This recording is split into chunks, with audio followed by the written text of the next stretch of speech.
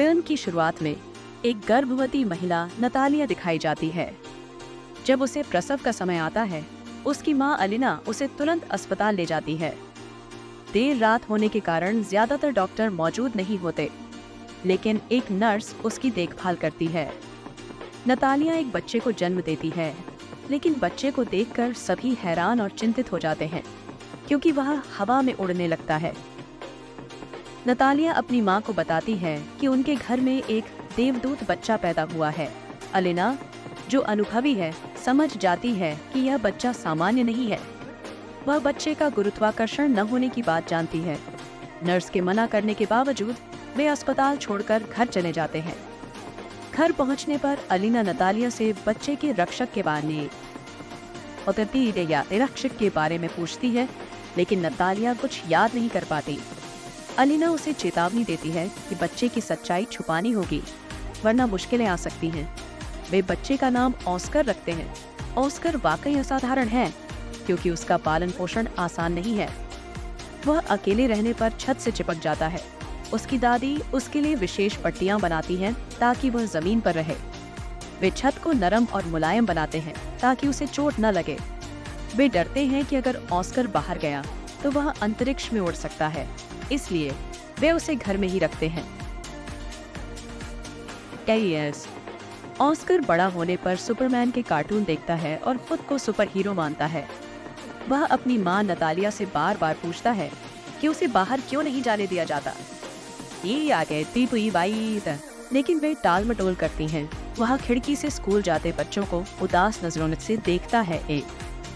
एक दिन तंग आकर वह खिड़की से भागने की कोशिश करता है, लेकिन उसकी दादी गुस्सा हो जाती है और सभी खिड़कियां सील कर देती है। नतालिया को यह बंधन पसंद नहीं आता। वह ऑस्कर के लिए एक जैकेट लाती है, जिसमें 2 पत्थर रखे होते हैं ताकि वह उड़े नहीं। वह अपनी मां की बात न मानकर ऑस्कर को बाहर ले जाती है और उसे सुपरमैन की तरह रहस्य छुपाने को कहती है। एक दिन सामान खरीदते वक्त ऑस्कर की टक्कर एक लड़की आघाता से होती है। आघाता उसे 2 पानी की बोतलें थमाकर अपनी सजा के रूप में अपने घर छोड़ने को कहती है।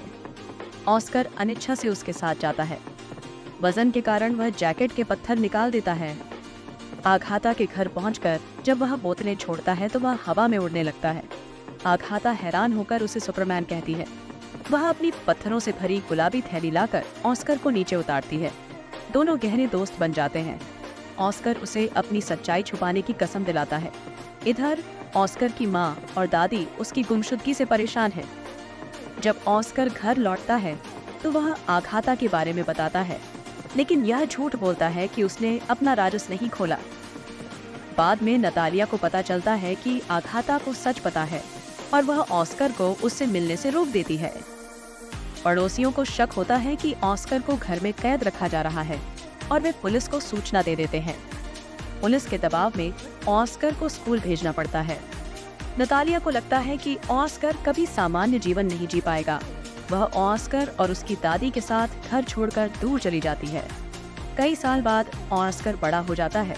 उसकी दादी की मृत्यु हो जाती है और उसकी मां बूढ़ी हो जाती है। ऑस्कर अब भी आघाता की दी गुलाबी थैली रखता है। वह अपनी जिंदगी से तंग आ चुका है। वह सोचता है कि अगर दुनिया को उसका राज पता चला तो वह सुपरमैन की तरह मशहूर हो जाएगा। एक दिन वह अपनी मां को बिना बताए एक जादू शो में अपनी प्रतिभा दिखाने जाता है। शो हिट होता है और वह रातों रात मशहूर हो जाता है।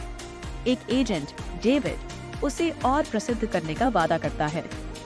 ऑस्कर बिना गुरुत्वाकर्षण वाला आदमी के नाम से जाना जाता है, लेकिन जल्द ही उसे लगता है कि वह सुपर हीरो नहीं, बल्कि लोगों के मनोरंजन का पुतला बन गया है।